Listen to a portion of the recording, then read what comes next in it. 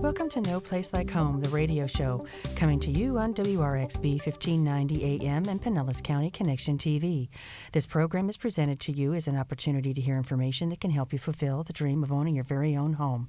We also share information about upcoming special events and programs to help you enjoy the good life in Pinellas County as well as other items of interest. The sponsor of this program is the Housing Finance Authority of Pinellas County, which offers the First-Time Homebuyers Program. I'm Carmen Lemberg alongside Julian Hills, your host for today's show. Good morning, Julian. How are you? Good morning, Carmen. You know, it's a change of seasons. We're in the fall, so if I sound like Donald Duck today, it's because of my allergies. I love it. It sounds good. Oh, thank you. Thank you. I'll take it. I take it.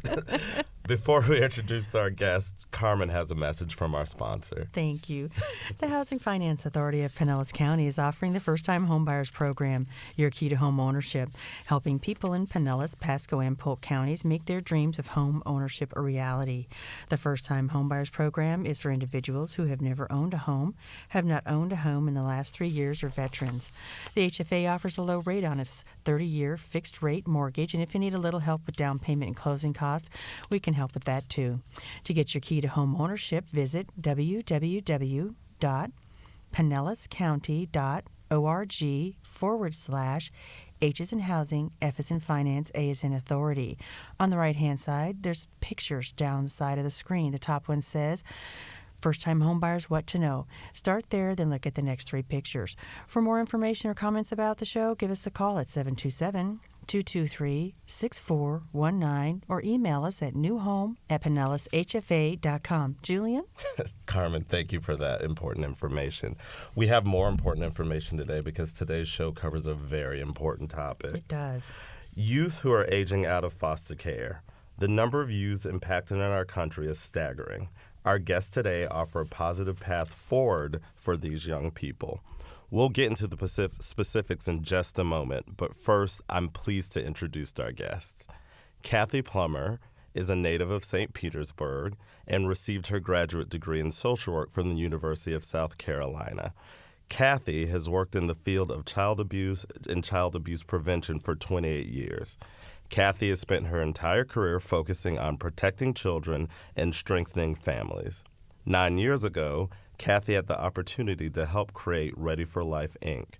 Ready for Life was created to serve those young adults preparing to age out of the foster care system.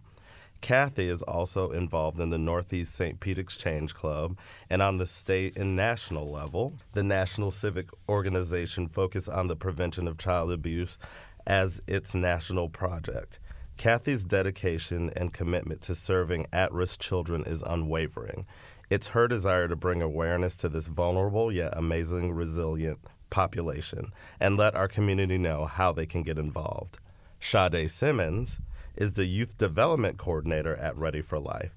She is a Florida native born in Avon Park. Shadai is uniquely qualified for her position at Ready for Life as the program changed her life forever. She's going to share her experience with us today. Welcome to No Place Like Home, Kathy and Shadai. Thank you. Kathy, let's start with you. Tell us how Ready for Life has evolved over the last 9 years, what it is, and how it serves our community. Sure. Ready for Life was started, as you said, to meet the needs of a very vulnerable population that often is forgotten. We saw a huge need in our community, I think, for so many of us that have worked in this system. We wanted to get these kids to 18. And we never stopped to think what happened if they aged out of foster care, what happens next for them. So Ready for Life was created to be an organization that would come beside them, almost like a mom and dad would. These young adults age out typically with no family, very little support, and not many resources to be successful adults. So as we got started, we really didn't know what we'd become, and over the last 9 years, we have really worked hard as it relates to education, employment, health, life skills, just the things you would teach your own children and support them with as they turn 18 and go beyond. One of our biggest obstacles over the last couple of years has been homelessness. And that's how we met the Housing Finance Authority and other partners, is so many young adults find themselves homeless after they age out. And so we are really working hard to form community partnerships so that we can help them find a safe place to lay their head. Because unless you can sleep somewhere and get a shower and feel safe, there's no way you can move forward as it relates to finding a job or getting an education or raising your own children. So we've evolved a lot, and it really has been based on trying to meet the needs of this population. That's so good to hear that there's people out there in the community doing things like that, because I really don't know how many people think about that Right. Once people turn 18, a lot of people have a nest to fly back to, and these young people don't. That's so important, and it's so Yes, it really is. it's so, when you think about it, it just gives you pause really to think about how many people are probably affected. So does your work with the Division of Children and Family help to identify the young people who are aging out of the system? It does. As I stated earlier, we really partner with any community agency that touches the lives of these young people. We know we can't meet all these needs by ourselves, and so we partner with everyone, not only DCF, but Camelot and Eckerd, all the agencies that work to support this population. And together, we really do try and figure out what are the needs, how are we going to meet them. If there's obstacles, how do we help overcome them? Transportation is another big one. A lot of people don't know that when you're in foster care, you typically do not get a driver's license. Like most kids, the things we all take for granted. So one simple thing like transportation, when you've got to get to school or work and you have to take public transportation, which is great we have it, it's a whole different lifestyle than if you had a car to get into and can drive straight there. When I looked into taking a bus to work, just running the straight run, straight up to here when I used to work at the county, 2 hours for what takes me in a car, 20 minutes. It wasn't feasible. No, and they do that to get there and then to get home. And not only do we have these partnerships, but we knew that, we've got to all come together. We were all kind of doing our own thing. And unless we had a central force, which really has become Ready for Life, to bring about these needs. And we find the young people through Camelot Refers and Eckerd and DCF, but also we've hired over 16 youth that have aged out of foster care over the last 9 years as our staff. And they know each other. They know where each other lives. They typically spent time in a group home together. Or they can put a post on Facebook and let them know what's going on at Ready for Life, and the youth come.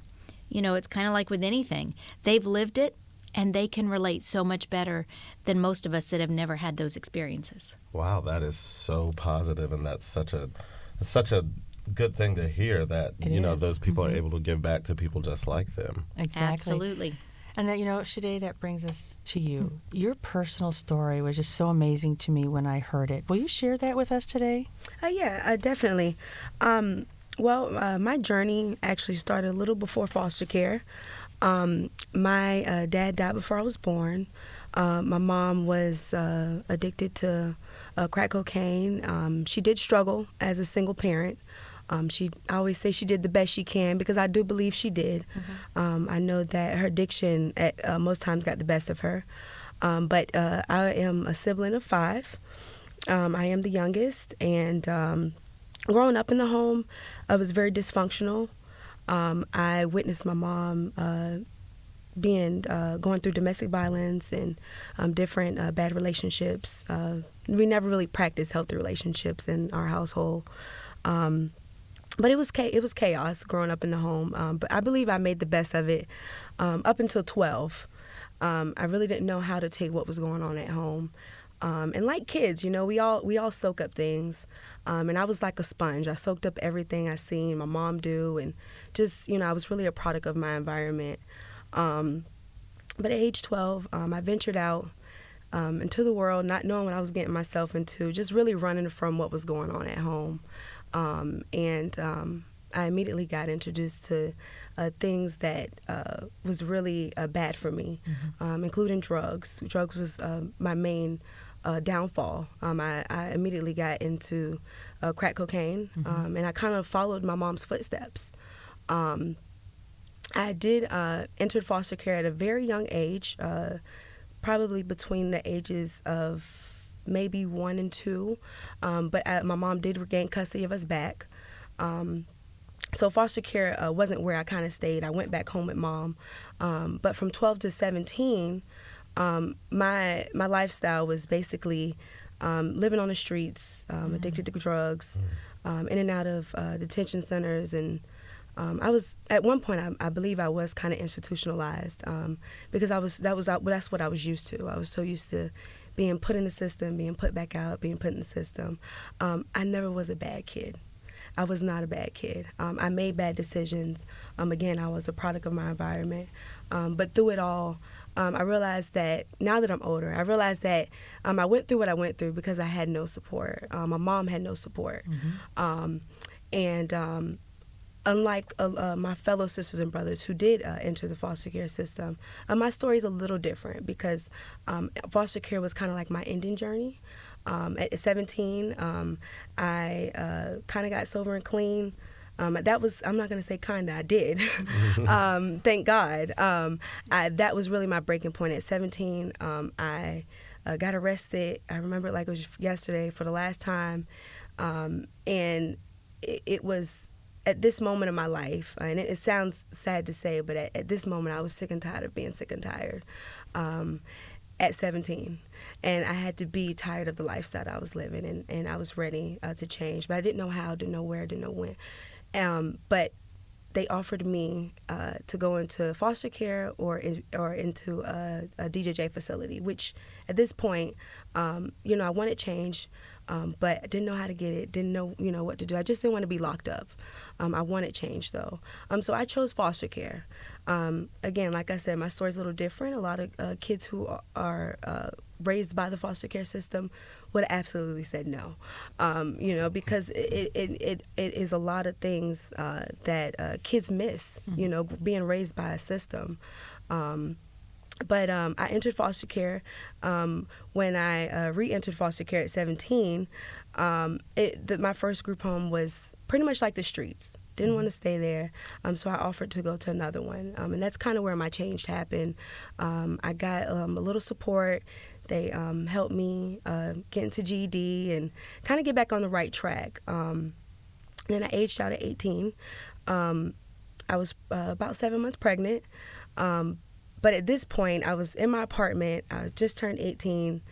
And, I looked all around my apartment and at times, and I realized that I still was missing something. I didn't know what it was. I just knew that I was missing something. At this point, I had my sobriety. I was pregnant. I was getting ready to have my first child, but I was missing something. And I didn't realize what I was missing until I came to Ready for Life. Getting involved with them, immediately I felt welcomed. I felt inspired, and I felt motivated to not only just be a part of them, but to do more and to give back. Because I realized that these were kids that were just like me, who had been through so many things that I had been through. And even though I wasn't raised in the foster care system, I went through a lot of things that these kids had been through. I had a story to tell.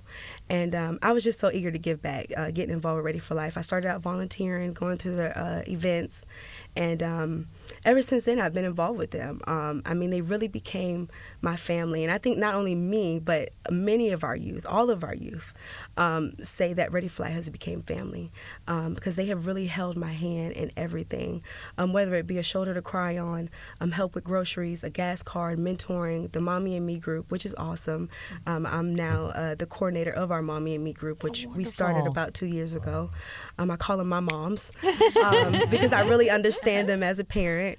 But just overall, Ready for Life has given me so many opportunities that I must say that I would never gotten if I wasn't involved with them. They really are like parents. They do everything that parents would do on any given day. So I'm just thankful to be a part of them, and I'm excited to see where we're going.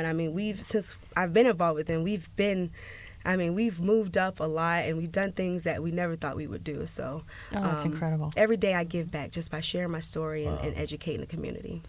So tell me a little bit about, as you work there, you're the Youth Development Coordinator. What does that involve? What do you do?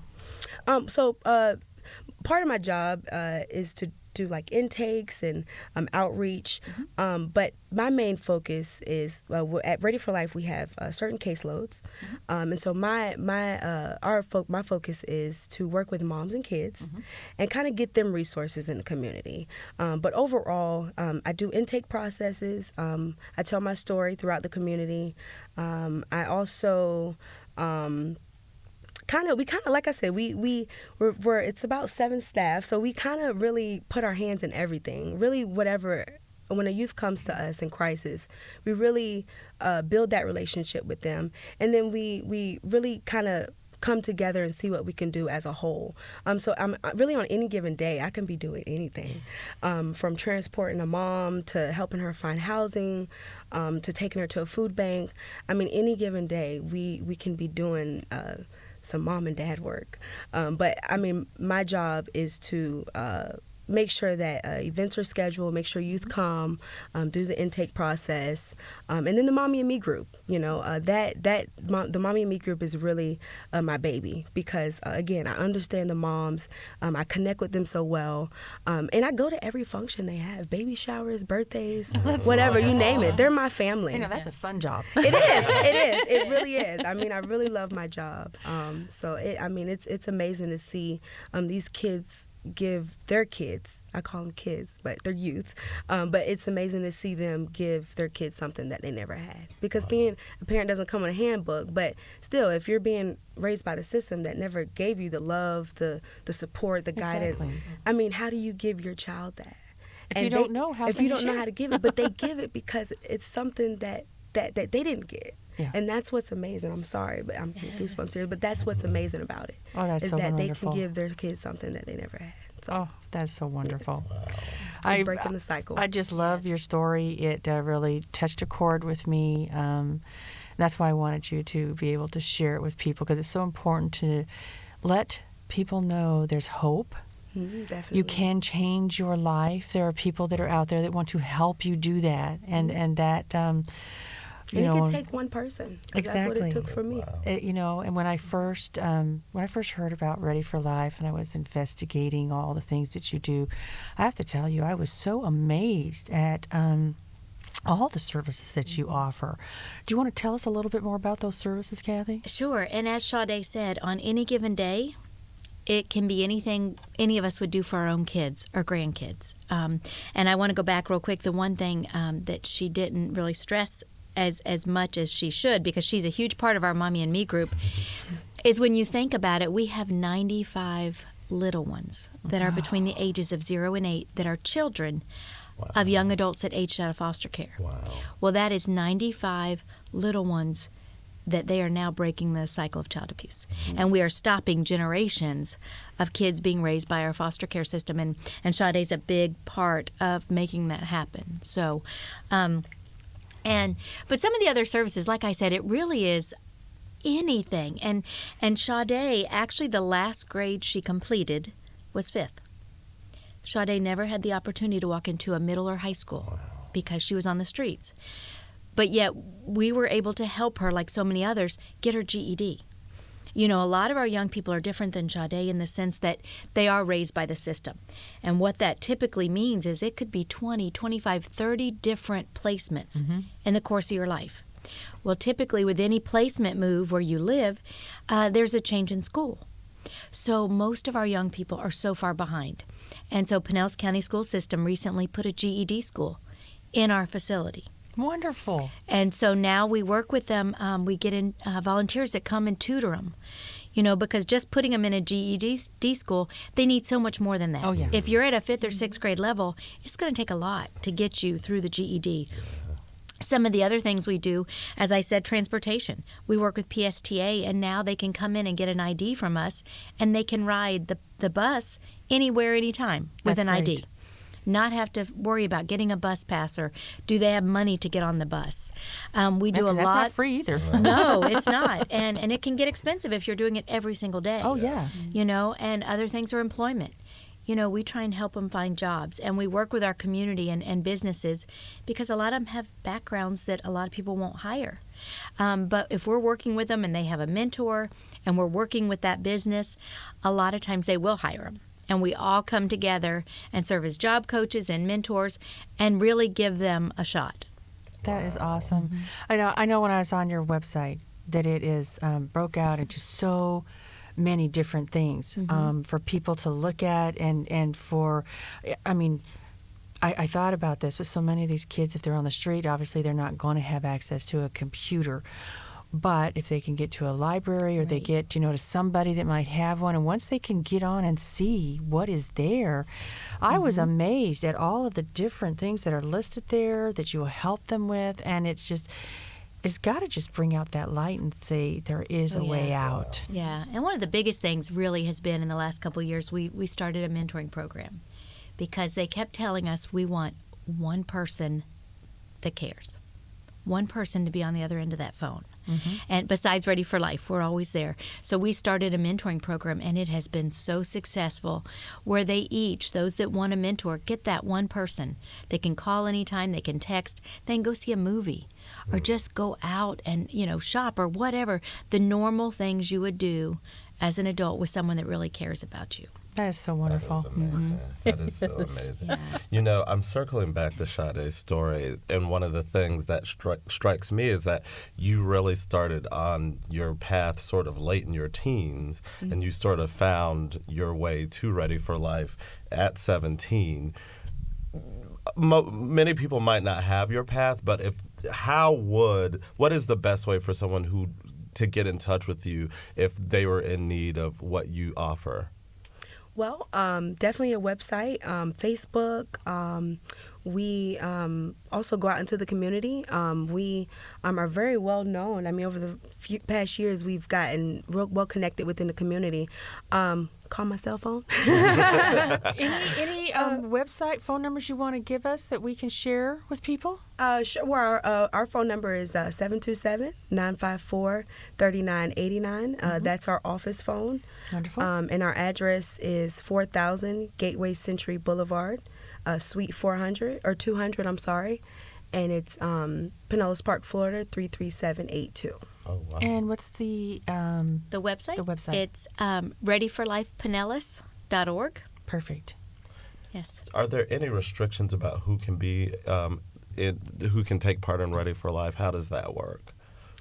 So typically how we work is, if kind of three different ways. If you've ever touched the foster care system at any point in your life, we don't turn anyone away. So if you've been in the foster care system or been adopted and put back into the system, which that happens, or if you aged out of the foster care system. So those are kind of like the three ways that you can get involved with Ready for Life. Okay.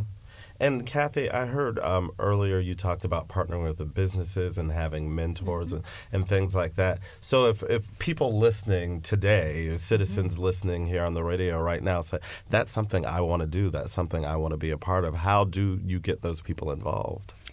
Same way, phone, website, come visit. We do a tour every month. We'll also do one anytime. If you want to come and see our facility and meet our young people, we are happy to do that. We really are looking for anyone who wants to volunteer. Not everyone wants to be a mentor, and that's okay. But we can put you to work in so many other ways, whether it's tutoring, maybe taking someone to find an outfit for a job interview. With the holidays coming up, a lot of times this population gets forgotten at the holidays. They don't have anyone that thinks about that. So Ready for Life does find community partners, and we want them to have Thanksgiving. We do Thanksgiving dinner for over 200 people. Wow. And we want them to start building family traditions that they never had. We do Christmas, we do Easter, we do all of them so that they can have, holidays like the rest of us and really start building their own family traditions. So there's a place for everyone at Ready for Life. We will find what you're passionate about and how we can use your time or... So with the holiday season coming up, and if people wanted to donate food or something... Yes. Absolutely. They could just contact you. They could swing by the office, drop canned goods off, anything. That's right. Food, gift cards. A For lot shopping of we and used to gas. think that we wanted, to get what they wanted, and we went out and got it. But a lot of times, the older or the young adults, 18 to 25, because we do serve until 25 at least, and it's kind of getting on up there the longer we're around. As Shadai said, we're family; they don't go anywhere. So we do have a group now called Alumni. Oh, wonderful. Because they don't want to go anywhere. And we're also making huge strides working with those 15 to 18. Because our goal is if we can get to them early before they turn 18 and really share what we have to offer and let our young people share their stories, they're going to be so much better prepared. Exactly. But gift cards, movie tickets. You know, a lot of times on Christmas Day, our young people don't have anywhere to go, so we try and give them all a movie ticket. Wow. So they can all go together, Isn't see that a movie, wonderful? and spend time on that day together doing something fun. That is a neat idea. That is a neat idea.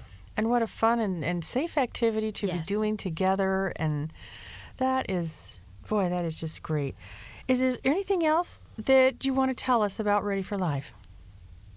I mean, just come see us and get involved. And if maybe it's not for you, please tell others that you know that are looking for volunteer opportunities and a way to give back. This has been probably the most amazing part of my whole career is the last 9 years. This population, you know, the statistics paint their picture very dim. Yes, it does. And I'm here to tell you that's not at all who they are. They are amazing. It just seems like this really tight-knit family structure, and it seems like you guys have really found the formula that comes together and brings, you know, that is really changing these lives. I'm just really very impressed by everything. And it seems like by bringing people who've been through it and having them, they know exactly the needs of the people who are participating. You know, how have you seen that change over the last few years, since from when you started to now? How have you seen that grow? How have I seen that change in me versus or the Or the just youth? how the program's really grown? Oh man, I mean, when we started out, I don't think we ever thought we would ever do a GED site, a small food pantry. I mean, over the years, like, these youth tell us what they need, and that's exactly what we've become, a place for them to be safe, come off the streets, and have something to eat. This is the place that we have. I mean, we even have a small living room to where if these kids been driving the bus all night or all morning, they can come in and get some rest. And that's what they do. They eat, get some rest, sleep on our couch. And when we're closed, they leave and they come back in the morning. I mean, so this, over the years, this have become home, honestly. And that's really to put it in a nutshell. That is awesome. Yeah. You know, one thing I was just thinking about, you know, when you're helping them find apartments, where are you going to try to help them get the furniture, the bedding, the sheets, the towels, all the normal things that, you know, when I moved out of home, hey, Mom, I'm sure you don't need this set of towels. Yeah, I'm glad you brought that up. When we first got started, I went into a young adult's first apartment, and they literally had an air mattress. They didn't have the first fork, spoon, anything. And I could not understand why we would even do that. How can we put someone in an apartment? So at that point, we started a partnership with the Clearwater Dunedin Junior League, and we do what we call our move-in kits. And it's exactly what you talked about, you know, whether you're taking your child to college or moving them into their first apartment. We literally give them everything they need, from silverware to pots and pans to your bathroom towels, your sheets. The piece we were missing until a couple years ago was the furniture. That was a real difficult thing, trying to find them a bed, you know, or a table to eat on, or a couch, so they're not always sitting there eating on the couch. We wanted them to have a kitchen table and those things. So we now have a partnership with Team Hope. Wonderful. It's a group that came to us, and that's what they do. And we recently opened the Hope House through the help of Pinellas County Housing Authority and now the Housing Finance Authority. And Team Hope went in there and outfitted the entire home. Oh my and now it houses 6 young men. They have everything they need, and it's been an amazing experience. Oh, that's wonderful. That sounds amazing. It's such a good note to end on, a good hopeful note to end on. It is. Well, we only have a couple of moments left to wrap up today's show. I'd like to thank both of our guests, Kathy Plummer, Executive Director, and Shadai Simmons, Youth Development Coordinator with Ready for Life. Thanks for listening to us on WRXB 1590 AM and Pinellas County Connection TV. If you missed any part of this show or would like to view past shows, check out the website or YouTube. I'm Julian Hills. And I'm Carmen Limberg. Thanks for tuning in. Make it a great day.